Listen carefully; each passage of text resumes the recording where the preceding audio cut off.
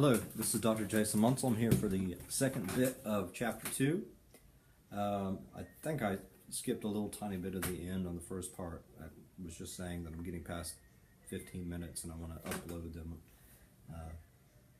with increments, or using increments, since YouTube only allows me to upload 15 minutes at a time, which I still don't understand. I know there's ways around that, I just haven't figured it out. Okay, so the material just on communication. Obviously, we're talking about speaking and writing, and basically, the very first bit when Jason Delgandio starts talking about speaking is delivery, and then he has this is just one of the canons of rhetoric, by the way, but he has a whole lot of good suggestions. One thing that we have to always think about, though, is your context. Remember, what I'm asking you to do is you are giving a speech in this class. You are preparing and giving a speech, but you are using your smart device, whatever you might have, to record yourself and then put it on YouTube. So you have to think about, okay, that is my context. That's sort of the situation. Speech on YouTube. How is this going to impact what I do, what I say, how I say it, and everything like that? So that's got to be ever present in your mind. So when he starts talking about, well, he has these general ideas about, avoiding, nervous habits, fidget your fingers, seem to speak effortlessly. Looking natural. That's the key to good delivery, looking natural.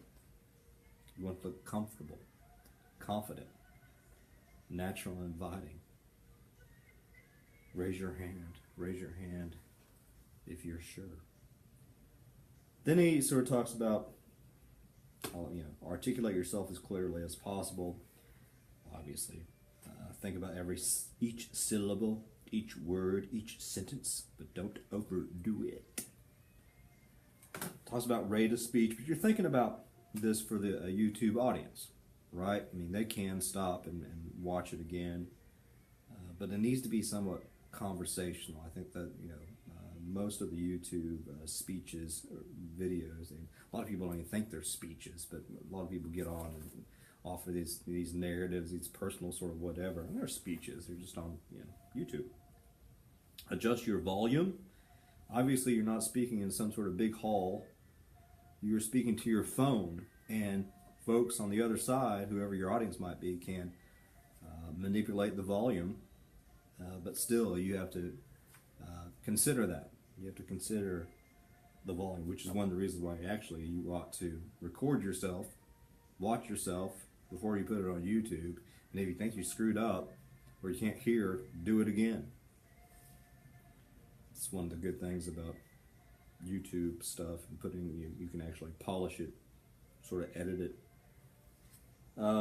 Be aware of your facial expressions, because the face is very rarely covered by clothing. Depends on the situation.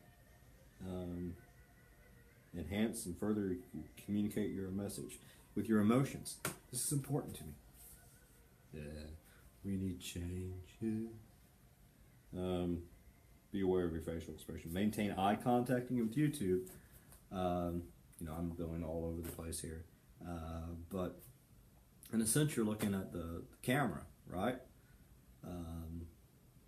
There's no real eye contact except with the camera. But you got to be conscious of that. And also, eye contact is cultural, so realize that. Use your overall bodily movement to communicate, but don't overdo it. But again, you sort of have to make a decision on where you want to place the camera. Are you going to do it like I do, just by myself, and I sort of place it on a little table here? Are you going to have somebody help you? How much of your body are you going to show? Are you going to use something like I use here? Are you going to make it better? Or are you going to, because this is for the whole world, because when I talk, the world lights up. That's pretty cool, isn't it? Okay. But you got to make those decisions and adjust your overall attitude. That is, don't be a butt. People don't like to be talked down to or yelled at. You all know that. People don't like people who are arrogant. Yeah.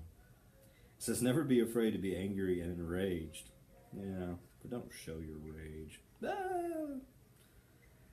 People get too turned off and you're screaming. Okay. Always rehearse, right? For this YouTube speech, once you write it, and I'll be giving you more information over the weekend about how to do that, but there's a lot of good information in the syllabus if you looked at that. But you're not just going to push play and do it. I'm not asking for an outline or anything like that because it's the 300 level course, but if you want to create an outline, go for it. It's like a mini persuasive speech in a way. Rehearse it in front of your phone or camera. If you're just doing this, like, hey, and do your thing. Record it a couple of times. Watch it. Change things if you think it's not good enough. But you always want to prepare. You always want to rehearse, no matter the situation. That's important. I'll let you sort of look at the rest of the stuff, but just always rehearse. Then, Dr. Delgado moves to writing. Writing is gooder. And we always have to try to improve our writing, and it too is contextual, but it is different, obviously, than oral communication. It's not, for instance, a speech is not just an essay on wheels. They're quite different, and oftentimes some of the poorest writing is writing that's written like how we talk, but it also depends on the context. I strategically write my syllabi as if I am talking to you. My stuff that I publish and stuff like that, not so much. It all sort of depends. The poetry that I write, I don't write poetry. I try, but I don't. I like water. What rhymes with water?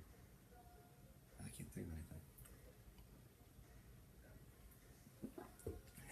Hey, Perrier. I like water. Agua. Water. H2O. O. Water. Okay, so you got to think about all these different things. One thing that, besides the context, like slam poetry is different, blah blah blah. Think about reading your work out loud to improve your reading. Listening for grammar, sentence structure, narrative voice, flow of thoughts, and reading is labor intensive. Takes a lot of time and effort. We are accustomed to emails, texts, tweets, status updates, online postings, and 3-word news scrolls. People now need a good reason to read past a few pages. It's true.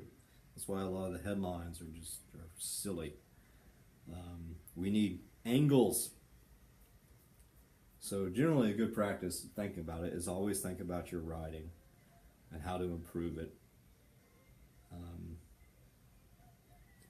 That's just, there you go. Always think about your writing. Now, here's the big stuff, all the cool stuff starting on the bottom of page 46 that you need to think about. And remember, so your speaking assignment is this YouTube speech. Your written assignment, again, is the letter to the editor. Same general content, because you're going to be dealing with the same topic, same cause. But different context, different forms of communication, therefore different. So select a topic. Obviously, your topic is going to be your topic. Find an angle. What makes what you want to do or how you're going to approach it a little bit different?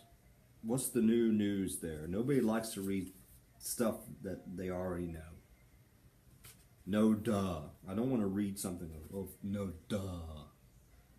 What's your angle?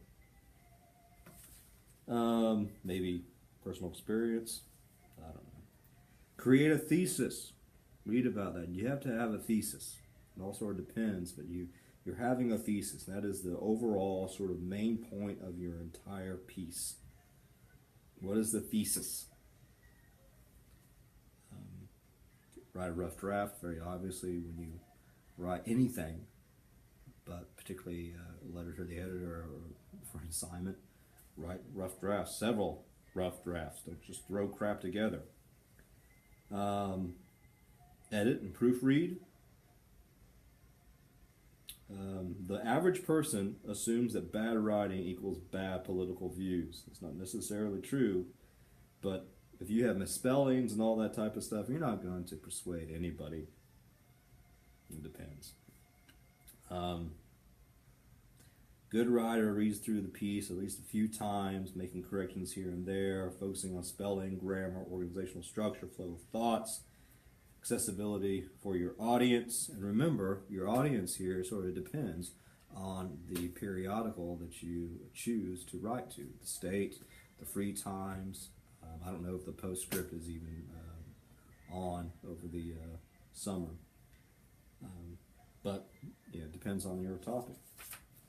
Emotional, intellectual, rhetorical impact. Seek feedback. Send this stuff. So have somebody else read your letter before you turn it in to me. Finalize the piece. Obviously, have a final draft. Yeah. So that's a bit on writing. Again, I'll have more specific stuff that I want you to do later on. This is just me covering what Dr. Delgado is covering in his chapter. Then he moves to what I think is the most important aspect of all of this, and that is the rhetorical package. Now, I have already talked about this in the very first lecture that I sent you. That was all about the syllabus, and obviously you are thinking about all this when you are speaking and writing. The rhetorical package, the rhetorical package, the rhetorical package. I'm at 13 minutes again, so I'm going to stop right here so the rhetorical package can be its own little part of the